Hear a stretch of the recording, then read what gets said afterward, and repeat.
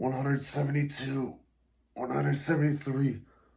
Oh, so 174, 175. Ugh.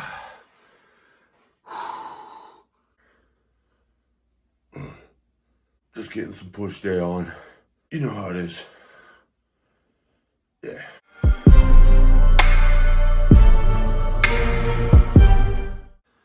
Hello to you, my friend, my fellow Team Human member. In this video, we're gonna go over for you a few things that you should do on your push days. While this could be if you've already been working out and you already kind of have a good idea of what you're doing, or you're more advanced, this is really for the beginners mostly. We're gonna go over everything that you need to know really to make your push day as solid as you want it to be.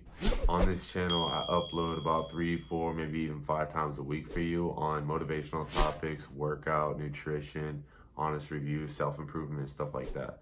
But right now we're going to talk about your push day. Push day is simply put your bench press, your military press, if you didn't already know that. I was in late middle school and I didn't really know a whole lot about a whole lot. So I didn't really get the concept of push days, pull days, leg days, separating your muscle groups. I just kind of went to the gym and I worked out. But when I was really young, I didn't really make a whole lot of gains and it was a little bit frustrating. I can remember just feeling like I was doing a whole lot of work for nothing at all. And while I was really young, it was the feeling that I had. And then I did some more research and I found out that you have to separate your muscle groups and all that stuff.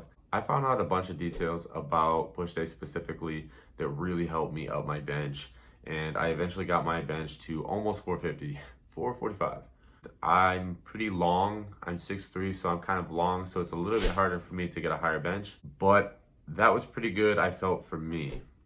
So I ended up fixing these few things, and it really tremendously helped me get to where I wanted to be.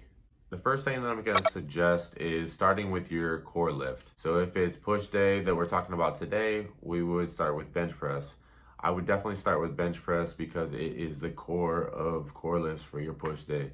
You want to start with that because it's going to fatigue your pecs, minor, major, anterior deltoids, your triceps, even your lats, stabilizer muscles and everything if you're going free weights with it like you should be. So it's going to fatigue everything and you don't want to pre-exhaust these smaller muscles before you get to the core lift. So you don't want to go ahead and do some accessories like some tricep extensions or even some military press or lateral raises or something like that before you hit the bench press, because you're going to pre-fatigue those muscles that you're hitting and then you're going to go into the bench press and you're already going to have those parts fatigued. There are specific workouts that you can set up to do this on purpose. If you're trying to focus on your pecs more, then you can maybe try to pre-fatigue your triceps or something like that and then move on to bench. But that's a really specific later on thing.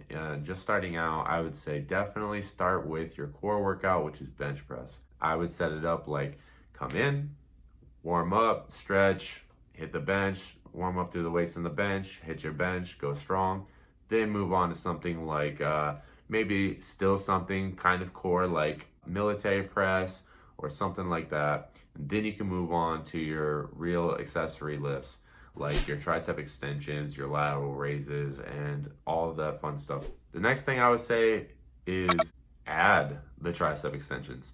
The tricep extensions were big for me in adding weight onto my bench press. I believe that I had just broken the 400-pound mark in my bench press, and I really wasn't focusing anything whatsoever on my tricep extensions. And once I started doing that, my bench jumped straight to 420, 425 within the next couple of months, just from focusing on those tricep extensions. The next thing is focus on your form. From lifting with my powerlifting team over the years, I focused on form so much and it increased my bench. It probably, honestly, to be honest with you, it probably increased my bench press about 50 pounds. Just focusing on my form alone. Not even talking about raw strength here, just the form that I learned and I implemented, the hip drive, the arch, the everything. It all really aided me in increasing the weight that I was able to touch to my chest, hold, and press off of me, right? Do your research on the technique, all those things I said, the hip drive. Maybe I'll go over some videos about the specifics and the technique later, but the arch in your back that you need to have, the position of your chest, where your elbows need to be tucked or flared, flares for bodybuilders, more tuck for powerlifters. All these different things are things that you can absolutely look up and that I'll probably do some videos on down the road. The next thing is focus on your lats. Your stabilizer muscles are super important for bench press, especially some free weight bench press that gets really high up there in weight. At pushing 445 pounds, there was a little shaking going on, right? Because there was a lot of weight in my hand. Well, for me, there was a lot of weight in my hands going on. And I felt a little shaky. I got it done, I pressed it, but it felt very shaky. So you work on your stabilizer muscles, that will help that in a big way. And working on your lats is really gonna help you with that. And I'll probably make some more detailed videos down the road on this. Next thing that I'm gonna talk about is working on breaking through that halfway point, that wall that you hit. There's that transition from using mostly your pecs to using mostly your triceps, and there's that little nudge that you need to get through. You're either failing at the bottom or you're failing at the top. Usually that's how it goes on a PR, on a max. So if you're failing at the bottom, you got to work on your chest. If you're failing at the top, you got to work on your triceps. Whatever your issue may be personally, that is what you should be focusing a little bit more on. And you can definitely focus on the transition specifically by adding bands to your workout. You can strap bands to the outside of your weights and increase the weight as you move up through the rep, through the concentric motion of the rep. When you press out the rep, it gets heavier. It'll definitely help you break through, blast through that ceiling like it's a glass ceiling. You can add chains, bands. Someone could stand over you and physically press down a little bit as you push up. If you don't have any bands or fancy stuff like that, you can make it work. There's boards that you can put on your chest for lockouts. You can do half reps for chest. You can wide grip, close grip, change it up. You can definitely break through that halfway point and stop that sticking portion of your bench press. Let us know what your biggest issue is right now for your push day and how you think you're going to implement some of this maybe to fix it, or maybe you found something else elsewhere that you think will help you that you can add in the comments below for everyone else, and maybe even for me, something that I don't know. Let us know in the comments under. I know that you're a beast and you're about to beast this day. You're about to go bench. I know you're about to go bench. Go beast this day. Get a PR. And remember to win the day.